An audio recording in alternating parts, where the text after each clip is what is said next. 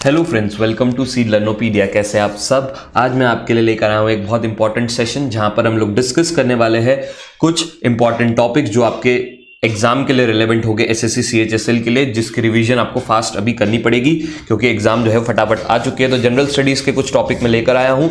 सबसे पहला टॉपिक हम लोग जो आज पढ़ रहे हैं, एक टॉपिक आज हम कंप्लीट कर लेंगे, वो है मुगल्स। मुगल्स पे बहुत ज्यादा क्वेश्चंस आप लोगों के आते हैं, ठीक है। बहुत इंपॉर्टेंट टॉपिक होता है सारे मुगल एम्परर, वो भी बाबर से लेके सिर्फ औरंगजेब तक। आपको पूरा नहीं पढ़ना है, बाबर से लेके औरंगजेब तक के जो सारे मुगल एम्परर्स होते हैं वो बहुत इंपॉर्टेंट यहाँ पर होते हैं। 1526 से लेकर तो 1707 तक के जो सारे एम्परर्स आएंगे वो हम लोगों को यहाँ पर पढ़ना है। तो शुरुआत करते हैं हम लोग बाबर से, ठीक है। बाबर के बारे में आपको क्या क्या पता होना चाहिए। देखिए, ये रिवीजन चल रहा है, यहाँ पर हम लोग क्या है फटाफट चीजों को कवर करेंगे जो आपके एग्जाम के लिए बहुत रिलेवेंट है। फैक्ट्स यहाँ पर डिस्कस करेंगे, आपको पूरी स्टोरी समझाने की यहाँ पर हमारे पास समय भी नहीं है, आप लोगों के पास इतना भी टाइम है नहीं, ठीक है। 1526 में ये इंडिया आए हैं। इनका जन्म जो है ये अफगानिस्तान के एक जगह जहां पर नाम है फरगाना, वहां पर हुआ है। तो याद रखेंगे ये अफगान से आए हुए हैं, वहां पर फरगाना एक जगह है जहां पर इनका जन्म हुआ है। 1526 में ये इंडिया आए। 1526 से 1530 तक के इन्होंने 5 साल यहां पर इंडिया में राज किया है, जिसमें 4 बार तो इन्होंने लड़ाई कर दी। 26 में, 27 में, 28 में और 29 में, ये चारों साल उन्होंने लगातार लड़ाई करी है। पहली लड़ाई जो उनके अराइवल की लड़ाई थी, जो यहाँ पर आने के बाद उन्होंने सबसे पहले करी थी, वो है पानीपत की लड़ाई इब्राहिम लोदी के खिलाफ, ठीक है। तो ये आप पानीपत की पहली लड़ाई है, फर्स्ट लड़ाई याद रखेंगे पानीपत की। 1526 में बाबर वर्सेस इब्राहिम लोदी, और दौलत लोदी ने इनको बुलाया था यहाँ पे लड़ाई करने के लिए। बाद में ये बाबर आके यहाँ पर बस ही गए, जाने का नाम ही नहीं ले रहे हैं। दूसरा है खांडवा की लड़ाई, ठीक है। दूसरी लड़ाई जो है वो है खांडवा की लड़ाई, ये राणा सांगा के साथ हुई है, राणा सांगा। तो ये भी आप याद रखेंगे। नेक्स्ट पे आते हैं, नेक्स्ट लड़ाई है चंदेरी। नेक्स्ट लड़ाई है चंदेरी, ये हुई है मेदिनी राय के साथ, मेदिनी राय। और फिर लास्ट है एक घाघर की लड़ाई, घाघर, ठीक है। ये लड़ाई जो हुई है वो अफगान फोर्सेस के साथ हुई है। कुछ लोग कहते हैं अफगान फोर्सेस के साथ कहीं हुई है, कुछ लोग कहते हैं, कुछ लोग बिहार से आए थे उनके साथ हुई है, but Afghan forces is correct यहाँ पर। चलिए, फिर 1530 में इनकी यहाँ पर डेथ हो चुकी है, ठीक है। 1530 में यहाँ पर इनकी डेथ हो गई। कोई मॉन्यूमेंट्स वगैरह इन्होंने बनाए नहीं क्योंकि 5 साल का इनके पास टर्म रहा था, ठीक है। इन्होंने एक किताब लिखी है जो ऑटोबायोग्राफी है, खुद की खुद लिखते हैं, और बाबर नामा, ठीक है। इसी को तुजुक बाबरी कहते हैं। अगर आपको ऑप्शन में तुजुक बाबरी मिलता है तो भी कोई दिक्कत वाली बात नहीं है। बाबर नामा and Tuzuk Babri is one and the same thing. फिर बाबर की टॉम कहां पर बनाई गई है। टॉम पूछा जाता है कि बाबर को कहां पर दफनाया गया है। तो पहले उनको आगरा में दफनाया गया था, फर्स्ट उनको आगरा में दफनाया गया था। फिर उनको पता चला कि उनकी आखिरी इच्छा जो है वो काबुल में दफनाने की है, जहां पर वो मतलब जहां के वो बिलोंग है। तो बाद में वहां से निकालकर उनको काबुल में जो है दफना दिया गया है। तो बाबर से यहाँ पे हमने सारे चीजें कवर कर ली है। तो जन्म कहाँ पे हुआ है, लड़ाइयाँ कौन से हुई है, और आखिरी में दफनाया कहाँ गया है, किताबें कौन सी लिखी है, सारी चीजें आपको पता होनी चाहिए। नेक्स्ट स्लाइड पे आते, चलिए नेक्स्ट पढ़ते हैं हुमायूं। बाबर के बेटे जो है उनका नाम है हुमायूं। हुमायूं का टेन्योर जो है वो इतना कुछ खास रहा नहीं है, इतना कुछ अपने जीवन में किया नहीं है, क्योंकि संघर्ष ही करते रह गए पूरे जीवन। 1530 से 1540 तक के एक टेन्योर इनका रहा है। उसके बाद 55 से 56 मतलब फिर से गद्दी पर आने के बाद सिर्फ 1 ही साल रहे। बीच के 15 साल जो है इनको यहां से हटा दिया गया था। क्या हुआ था देखते हैं आगे चलकर। तो हुमायूं जो है यूजुअली जो है बहुत स्ट्रगल के अपनी उनकी जिंदगी रही है। 1531 में इन्होंने सबसे पहले एक बार देबरा की लड़ाई करी है, ठीक है। फिर 1539 में इन्होंने एक चौसा की लड़ाई करी है, और ये 2 लड़ाइयां ये जीते हैं, वॉन, ठीक है। और ये चौसा वाली लड़ाई जो है ये हुई थी शेर शाह सूरी के विरुद्ध, शेर शाह सूरी, और पूरे जीवन भर इन्होंने शेर शाह सूरी को हराने में लगा दिया। फिर 1540 में जो है यहाँ पर कन्नौज की लड़ाई हुई, कन्नौज, और शेर शाह सूरी जो है वो लड़ाई जीत गए, ठीक है। शेर शाह सूरी वो लड़ाई जीत गए। हम हुमायूं के बारे में पढ़ रहे हैं तो यहाँ पे लिख देता हूँ कि ही लॉस्ट, ठीक है। और शेर शाह सूरी जीत गए और उन्होंने अपना एम्पायर वहां पर खड़ा कर दिया, सूरी एम्पायर, और 15 साल तक वो राज करते रहे। हुमायूं जो है वो एक्साइल में थे और वो तैयारी कर रहे थे कि किस तरीके से मैं वापस आऊं, किस तरीके से मैं ये गद्दी पर वापस बैठ जाऊं, वरना तो यहां पर आपका मुगल एम्पायर खत्म हो जाता, यहां से सूरी डायनेस्टी चालू हो जाती। बट 15 साल के लिए एक गैप आने के बाद हुमायूं जो है वो 1555 में बहुत मेहनत के साथ बड़ी आर्मी खड़ी कर कर वापस आए। बट शेर शाह सूरी के डेथ के बाद, ठीक है, उसके तब तक वो जिंदा थे, तब तक के वो वापस नहीं आए। और एक लड़ाई करी, बैटल ऑफ सरहिंद, जो कि बहुत इंपॉर्टेंट लड़ाई है क्योंकि ये सिकंदर शाह सूरी के साथ है। सिकंदर शाह सूरी। ठीक है, ये जो है शेरशाह सूरी के पुत्र है और ये अब तक गद्दी पर आ चुके थे। और हुमायूं को जब पता चला कि शेरशाह सूरी की डेथ हो चुकी है तो उनको लगा कि ये बहुत अच्छा मौका होगा, मुझे जाकर सिकंदर शाह सूरी को हराना चाहिए और वहां पर कब्जा करना चाहिए, और उन्होंने वैसा ही किया और फिर वापस आकर गद्दी पर बैठ गए। बट फिर उसके बाद ज्यादा साल जी नहीं पाए, 1556 में उनकी जो है डेथ हो गई। दीन पनाह एक जगह उन्होंने बनाई थी, ठीक है, तो आप याद रखेंगे कि ये सिटी जो है, ये जगह जो है इन्होंने बनाई थी दीन पनाह। यहाँ पर एक उनकी लाइब्रेरी थी, बहुत फेमस लाइब्रेरी है, ठीक है, ये एक लाइब्रेरी थी, यहाँ की सीढ़ियों से गिरकर उनकी मौत हो गई। तो क्वेश्चन इसी तरीके से आएगा कि बताइए कौन सा राजा है जिसकी डेथ जो है लाइब्रेरी की सीढ़ियों से गिरकर हुई थी, या कौन सा राजा है जो हॉर्स पोलो खेलते हुए गिर गया था। तो हॉर्स पोलो खेलते हुए गिरने के किसकी मौत हुई थी, तो वो था कुतुबुद्दीन ऐबक। ठीक है, इस तरीके से क्वेश्चन आते हैं आपको। फिर इनकी टॉम जो है वो दिल्ली में बनाई गई है, अभी भी दिल्ली में ही है, आप जाकर देख सकते हैं, बहुत बढ़िया जगह है घूमने के लिए यहाँ पर। और इनकी एक किताब है हुमायूं नामा, ठीक है, और जो इनकी सिस्टर गुलबदन बेगम ने लिखा हुआ है, गुलबदन बेगम। ठीक है, तो ये जो है ये हुमायूं की सिस्टर थी और इन्होंने ही लिखा हुआ है हुमायूं नामा। और दिल्ली में इनके टॉम भी इन्होंने बनवाई है, गुलबदन बेगम ने बनवाई है, अपने भाई से बहुत ज्यादा प्रेम करती थी। और यहां पर आपको हुमायूं की सारी चीजें खत्म हो जाती है। नेक्स्ट इस पे आते हैं अकबर। अरे यार, इस पे तो 2-3 स्लाइड खत्म हो जाएगी, मुझे लगता है अकबर पे तो इतने क्वेश्चन बनते हैं और अकबर ही आपके लिए इकलौता इंपॉर्टेंट जो है सबसे ज्यादा होता है यहाँ पर। 1556 में ये 1556 में ये आए और 1605 तक के ये रहे। ठीक है, टोटल 49 ईयर्स। तो अगर आपको पूछा जाएगा कि सबसे ज्यादा राज मुगल एम्पायर में किसने किया है, तो वो अकबर और साथ साथ औरंगजेब है। औरंगजेब ने भी 49 ईयर्स अपना राज किया है। तो अकबर जो है 1556 से 1605 तक रहे हैं और इनका जन्म जो है वो 1542 में हुआ है। 1542 में इनका जन्म जो हुआ है, जब हुमायूं एक्साइल में थे उस समय इनका जन्म हुआ है। ठीक है, इनकी मदर का नाम जो है वो है हमीदा बानो और फादर तो आपको पता है हुमायूं है। यहां पर इनको जो है बहुत कम उम्र में यहां पर गद्दी पर आकर बैठना पड़ गया। 1556 में इनके पिताजी की डेथ हो गई, तो यहां पर जो है नन्हे मतलब एकदम छोटे से अकबर को यहां पर आकर गद्दी पर बैठना पड़ गया। उनको जो है एक व्यक्ति बैराम खान जो है वो संभाल रहा था, ठीक है, जो उनका गाइडर था, ठीक है, जो उनको गाइड कर रहा था। 1556 में सबसे पहले इनको लड़ाई करनी पड़ी, जिसको आप पानीपत की दूसरी लड़ाई कहते हैं, ठीक है, जो हेमू के खिलाफ हुई थी। ठीक है, और यहां पर इन्होंने जीत लिया और वापस गद्दी पर बैठ गए। ठीक है, खुद गद्दी पर आकर बैठ गए। छोटे से थे, अभी ज्यादा इनको समझ नहीं थी, बट ये बाद में समझने लगे धीरे धीरे चीजों को। 1561 में इन्होंने मालवा में एक लड़ाई करी। ठीक है, और फिर उसके बाद बहुत सारी चीजों को इन्होंने खत्म भी किया है। जैसे फॉर एग्जांपल 1562 में इन्होंने स्लेवरी सिस्टम को खत्म कर दिया। ठीक है, अब जैसे जैसे थोड़ी थोड़े बड़े हो रहे हैं, इनको थोड़ी थोड़ी चीजें समझ में आ रही है कि भैया ये गलत चीज है, तो इन्होंने स्लेवरी सिस्टम को यहां पर खत्म कर दिया। फिर उसके बाद 1563 में इन्होंने पिलग्रिम जो होता है, ठीक है, उसके ऊपर जो टैक्स लगता है वो भी इन्होंने खत्म कर दिया कि नहीं, अगर आपको दर्शन करने हैं, आपको अपनी जो है धार्मिक स्थलों पर जाना है, तो वहां पर टैक्स देने की कोई जरूरत आपके लिए नहीं है। फिर 1564 में इन्होंने कहा कि हम लोग क्या करेंगे, जजिया टैक्स को भी खत्म कर देंगे। जजिया टैक्स जो है ये भी खत्म कर देंगे। जजिया टैक्स क्या होता है, ध्यान से समझिएगा, नेक्स्ट पेज बता देता हूं। यहां पर जजिया टैक्स क्या होता है, देखिए, जजिया टैक्स बहुत सिंपल होता है कि टैक्स लिया जाएगा आपसे किस चीज के लिए, रिलीजन के नाम पर। ठीक है, जहां पर हम कहेंगे कि हम रिलीजन को बढ़ावा देंगे, उसके लिए मॉन्यूमेंट्स बनाएंगे, उसकी प्रचार करेंगे, प्रसार करेंगे। बट जो है हिंदू से ये टैक्स लिया जाएगा मुस्लिम धर्म का प्रचार करने के लिए। तो ये थोड़ा सा एक लॉजिकली सही नहीं लगता है कि आप मुस्लिम से मुस्लिम्स के लिए लीजिए, वो भी एक टैक्स था ही, बट यहां पर हिंदू से भी लिया जाता था। तो ये जो है फिरोज शाह तगलक ने चालू किया था और यहां पर अकबर ने इनको खत्म कर दिया कि कहा कि नहीं, हिंदू के प्रचार के लिए हिंदू से पैसा लेंगे, मुस्लिम के प्रचार के लिए मुस्लिम से पैसा लेंगे, ऐसा हम लोग अलग अलग नहीं करने वाले। ठीक है, नेक्स्ट 1569 में इन्होंने रणथंभोर को भी अपने अंदर कर लिया, बुंदेलखंड को भी अपने अंदर कर लिया। तो ये इनकी एक जो है अचीवमेंट टाइप ही रही।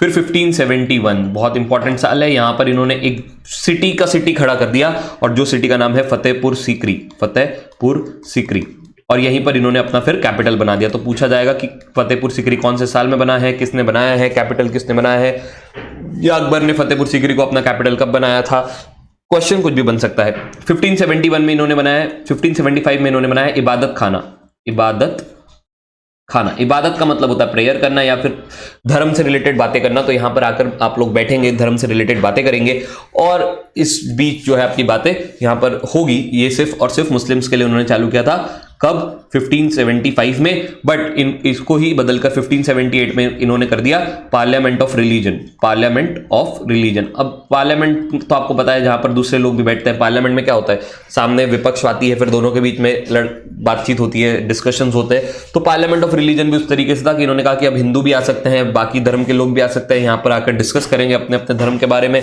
तो बट फिर ये एज अ फेलियर ये डिक्लेयर हुआ, क्योंकि मुस्लिम्स भी आना बंद कर दिए, हिंदू भी आना बंद कर दिए कि नहीं हम मुस्लिम्स के साथ नहीं बैठेंगे। हिंदू कह रहे कि हम मुस्लिम्स के साथ नहीं बैठेंगे, मुस्लिम्स कह रहे हम हिंदू के साथ नहीं बैठेंगे।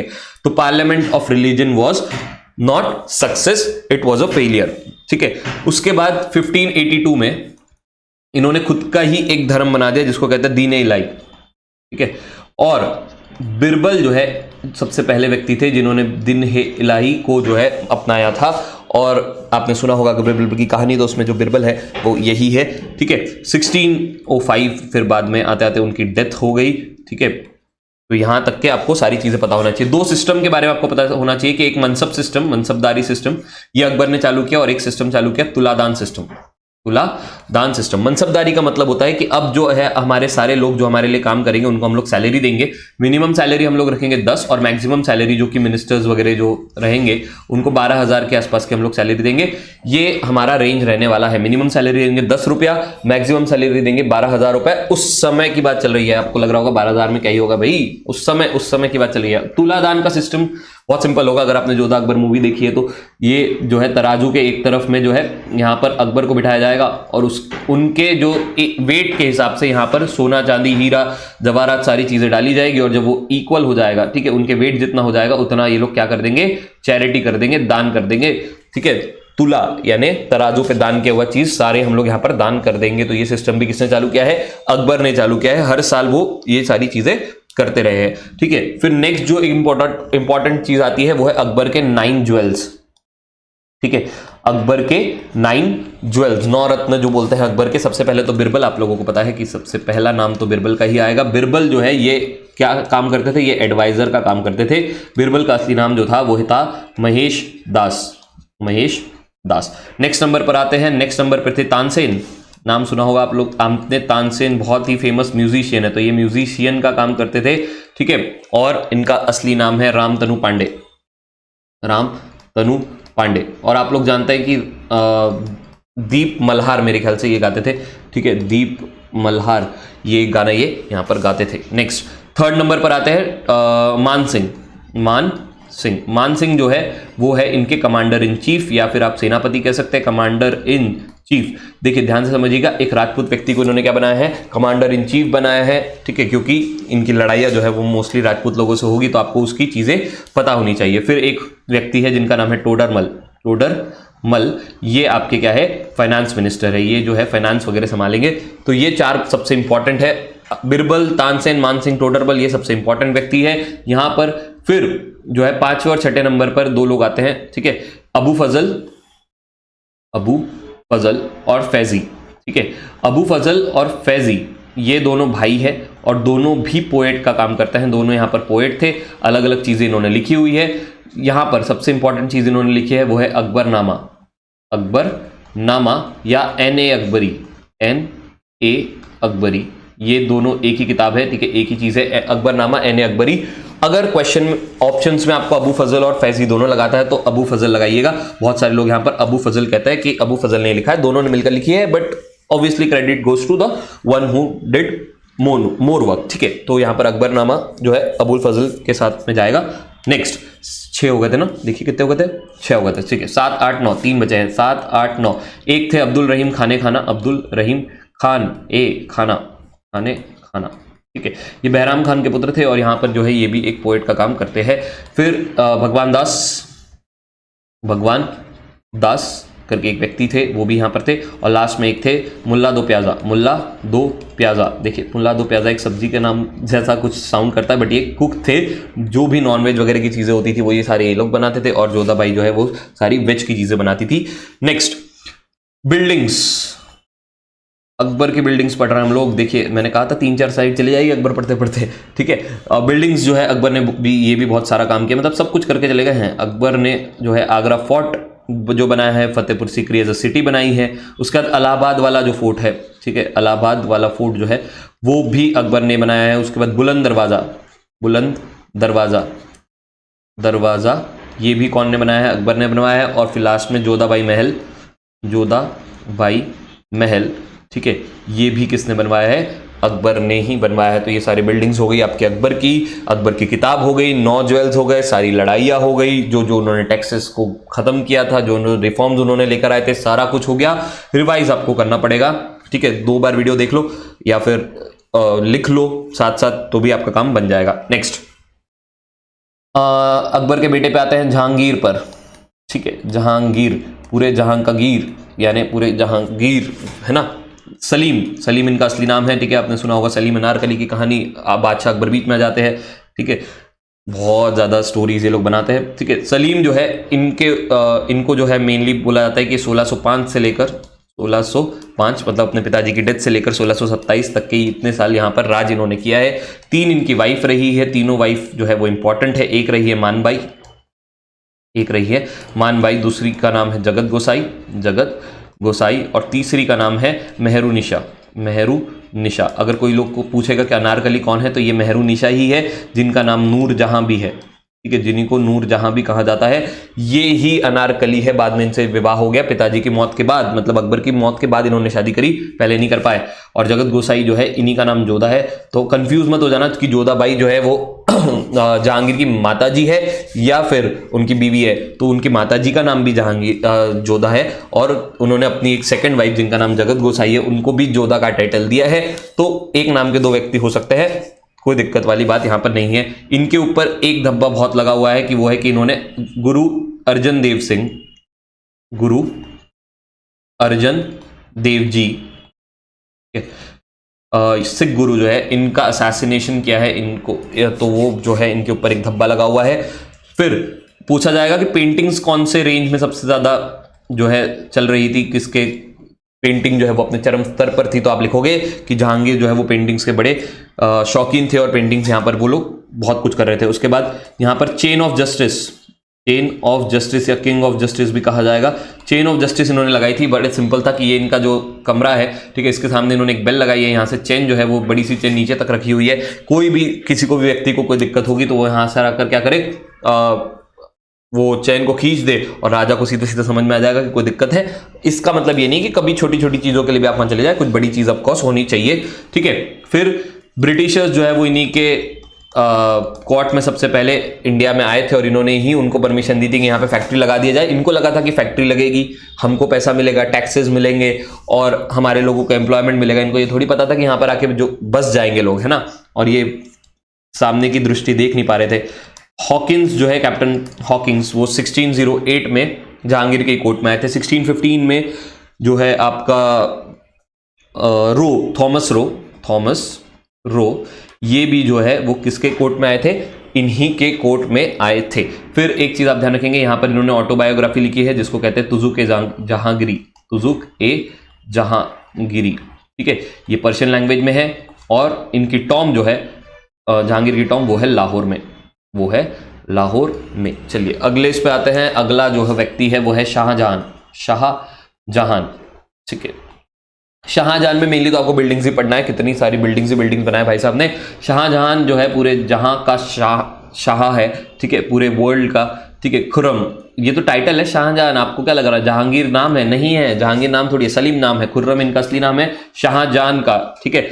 आर्किटेक्चर जो है वो इनके टाइम पे पूरा एकदम चरम स्थल पे था। पेंटिंग जो था वो किस पे था, जहांगीर किस पे, आर्किटेक्चर जो था वो शाहजहां के इसमें है। इन्होंने एक सिटी भी बनाई है जिसका नाम है शाहजहांबाद, ठीक है, शाहजहांबाद, शाहजहानाबाद, ठीक है, ये सिटी इन्होंने बनाई हुई है। उसके बाद इनकी वाइफ का नाम है अर्जुमंद बानो, अर्जुमंद बानो, मुमताज महल नहीं है यार, क्या कहते हो, अर्जुमंद बानो असली नाम है उनका। इन्हीं के याद में उन्होंने ताजमहल बनवाया है, ताजमहल से याद रखेंगे। 1631 में इनकी वाइफ जो है वो चौथे बच्चे को जन्म दे रही थी, उस समय इनकी मृत्यु हो गई। और 1631 से लेकर 1653 तक के इन्होंने क्या किया है, ताजमहल बनाने में 22 साल लग गए। यहाँ पर 22 साल, देखिए इतना लंबा टेन्योर लगा है ताजमहल बनाने के लिए, तब जाकर इतनी खूबसूरत सी बिल्डिंग बनी है जो टूरिस्ट अट्रैक्शन है इंडिया में, बहुत लोगों को लेकर आते हैं। और यहाँ पर जो है बहुत सारे 50,000 से ज़्यादा मजदूर लगे हैं, हाथियाँ लगे हैं, फिर घोड़े लगे हैं, बहुत सारी चीज़ें लगी है यहाँ पर। और 2 व्यक्ति जो कि इसके डिज़ाइनर है, जिनका नाम है था उस्ताद अहमद खान और उस्ताद ईशा खान, हाथ इन लोगों के कटवाए हैं, ना कि 50,000 मजदूरों के। अरे 50,000 मजदूरों के थोड़ी कटवाएंगे, जो डिजाइनर है सिर्फ 4 हाथ कटे हैं, अहमद खान और ईसा खान, बस इन दोनों के हाथ कटे। लोगों को लगता है कि सारों के हाथ कटवा दिए, ऐसा थोड़ी होता है, ठीक है। चलिए और चीज देखेंगे शाहजहां के बारे में, तो आर्किटेक्चर देखेंगे तो इन्होंने एक चीज बनाई है ताजमहल के अलावा, एक और चीज जो बहुत फेमस है इनके राज्य में, वो है तख्त-ए-तौस। तख्त-ए-तौस, इसी को पिकॉक थ्रोन या मयूर सिंहासन भी कहा जाता है। ये एक सिंहासन है जो पिकॉक के शेप में था और उसके बीच में ना एक हीरा लगा हुआ था जिसी को कोहिनूर हीरा कहते हैं, ठीक है, जो नादिर शाह उठाकर टर्की ले गए और टर्की से पता नहीं वो कैसे इंग्लैंड पहुंच गया। और कोहिनूर हीरा आपको पता है इंग्लैंड पहुंच चुका है। इंडिया वाले ट्रेंड करवाते हैं, जैसे ही क्वीन की मौत हो गई थी, इंडिया वाले ट्रेंड करवा रहे कि हमारा कोहिनूर हीरा हमको वापस कर दो। वाह, ठीक है। नेक्स्ट, रेड फोर्ट इन्होंने बनवाया हुआ है, ठीक है, ये आपको पता होना चाहिए। जामा मस्जिद, फेमस चीजें हैं, देखिए सारी। जामा मस्जिद इन्होंने बनवाई हुई है। फिर उसके बाद मोती मस्जिद इन्होंने बनाई है, ठीक है। मोती मस्जिद से आप जो है ना, यहां पर मैं एक बार क्लियर कर दूं, मोती मस्जिद 2 है, एक आगरा फोर्ट में बनी हुई है, ठीक है, और एक जो मोती मस्जिद है वो छोटी मोती मस्जिद है, स्मॉल वाली, ठीक है, मैं यहां लिख देता हूं स्मॉल। एक मोती मस्जिद और है जो लाल किले के प्रेमाइसेस में, रेड फोर्ट के प्रेमाइसेस में दिल्ली में बनी हुई है, ठीक है। तो ये वाली तो जो है ये शाहजहां ने बनाई है, ये स्मॉल वाली जो है ये औरंगजेब ने बनाई है, तो यहां पर कंफ्यूज ना हो जाना, ठीक है। ये वाली जो है वो औरंगजेब ने बनाई हुई है, ये सारी चीजें पता होनी चाहिए आपको। 1658 में जो है औरंगजेब ने अपने पिताजी को कैद कर लिया और फिर उनको रेड फोर्ट के में जो है आगरा फोर्ट में पहले उनको रेड फोर्ट में बंद किया गया। फिर उन्होंने कहा कि भी मुझे ताजमहल दिखते रहना चाहिए, तो मुझे यहाँ पर बंद कर दीजिए आप आगरा फोर्ट में, और वहाँ से मैं जो है कंटिन्यूस ताजमहल देखते रहूँगा। और फिर उसके बाद 1666 में उनकी मृत्यु हो गई, अपने ताजमहल को देखते देखते ही वो मर गए, ठीक है। देखिए क्या आशिक व्यक्ति। नेक्स्ट इस पे चलते हैं, औरंगजेब, और ये है आपके लास्ट मुगल एम्परर औरंगजेब। मतलब इसके बाद भी मुगल एम्पायर थे, बट यहाँ पर मुगल एम्पायर खत्म हो चुका है, ब्रिटिश एम्पायर मेनली चालू हो जाएगा। इसके बाद के जो मुगल एम्पायर है, देखिए इनका जो टर्म है वो रहेगा आपका 1658 से लेकर 1658 से लेकर 1707 तक, बट मुगल एम्पायर 1887 तक के रहे हैं, ठीक है। तो इसके बीच का क्या हुआ सर, यहाँ पर मुगल एम्परर्स थे बट वो सब फिर ब्रिटिशर्स के गुलाम बन के रह गए थे, ब्रिटिशर्स के लिए काम कर रहे थे, ठीक है। ब्रिटिशर्स आगे चलकर ब्रिटिशर्स मुगल एम्परर्स को सैलरी भी दे रहे हैं, बताइए क्या दिन आ गए थे। तो औरंगजेब तक आपको पढ़ना है सिर्फ। 1658 में इन्होंने अपने पिताजी को कैद कर लिया और फिर अपने आप को जो है राजा घोषित करके कोरोनेशन सेरेमनी यानी राज्याभिषेक अपना करवा लिया। तो 1658 में इन्होंने पहली बार कोरोनेशन कराया, कोरोनेशन 1, ठीक है। फिर 1659 में इन्होंने क्या किया, अपने बड़े भाई दारा शिकोह जो कि बिल्कुल विरुद्ध थे औरंगजेब के, जैसे औरंगजेब जो है वो आप जानते हैं कि थोड़े से ऐसे व्यक्ति है जो लड़ाई करेंगे और उनकी मानसिकता जो है वो थोड़ी सी अग्रेसिव रहेगी, और दारा शिकोह जो है वो शांत प्रभाव के व्यक्ति थे। तो उनको हराकर, जिसको आप फेमस देवराय की लड़ाई कहते हैं, यहां पर हराकर वो गद्दी पर बैठ गए, यहां पर उन्होंने मार दिया और 1659 में फिर से एक बार अपना कोरोनेशन या फिर राज्याभिषेक किया। तो क्वेश्चन आएगा कौन सा ऐसा राजा है जिसने 2 बार अपना राज्याभिषेक या कोरोनेशन किया है, तो आंसर होगा औरंगजेब, ठीक है। फिर इनको पता नहीं क्या दिक्कतें थी चीजों से, इन्होंने सारी अच्छी चीजें बंद कर दी, सारी बुरी चीजें चालू कर दी, ठीक है। जैसे झरोका दर्शन है ना, जहां पर क्या है कि फीमेल लोग आकर जो है वो पर्दे के अंदर बैठेगी और राज्य में क्या क्या चीजें चल रही है वो सब चीज देखेंगे। उनका कहना है कि कोई जरूरत नहीं, यहाँ पर आने की जरूरत नहीं है, आप अपने रूम में बैठिए, राज जो है वो मर्द संभालेंगे। देखिए क्या क्या सोच है, ठीक है। उसके बाद इन्होंने जो है नवरोज फेस्टिवल मनाना बंद कर दिया, जो कि बलबन ने चालू किया था। इन्होंने कहा कि नवरोज फेस्टिवल हम लोग नहीं मनाएंगे। फिर उन्होंने जो है वो तुलादान सिस्टम बंद कर दिया कि भाई कोई जरूरत नहीं है तुलादान उलादान करने की, इसको खत्म करो। स्लेवरी सिस्टम वापस चालू कर दो। जजिया टैक्स, देखो जो चीजें खत्म करनी थी वो चालू कर दी, ठीक है। जजिया टैक्स वापस चालू कर दिया, जो मैंने कहा था आपको कि रिलीजन के नाम पे टैक्स लगाया जाता है, वो टैक्स वापस इन्होंने चालू कर दिया। उसके बाद जो है इन्होंने एक किताब भी लिखी है, नाम याद रखेंगे, फतवा ए आलमगीरी, फतवा ए आलमगीरी, जो कि इन्हीं के ऑटोबायोग्राफी इन्होंने खुद ने लिखा है, फतवा ए आलमगीरी, ठीक है। और इसी से आप याद रखेंगे कि औरंगजेब को ही आलमगीर भी कहा जाता है, आलमगीर का टाइटल उनको मिला हुआ है, उन्होंने खुद ने अपने आप को आलमगीर का टाइटल दिया हुआ है। बिल्डिंग्स में अगर देखा जाएंगे तो सिर्फ एक इंपॉर्टेंट बिल्डिंग उन्होंने बनाई है, वो है बीबी का मकबरा, जो कि सेकंड हैंड कॉपी है ताजमहल की, मतलब कहना नहीं चाहिए, but it is a duplicate replica of Taj Mahal. वैसे ही बनाया गया है, उस तरीके से ही है, बट उतनी क्वालिटी से नहीं और उतने प्यार से भी नहीं, क्योंकि ये जो है बीबी का मकबरा औरंगजेब ने बनाया है। कहाँ पर है? औरंगाबाद, जो अब संभाजी नगर से जाना जा रहा है। ये बनाया है 1688 में, और इसी के साथ आपके औरंगजेब भी खत्म हो जाता है। और मैंने आपके लिए सारा कवर कर लिया है।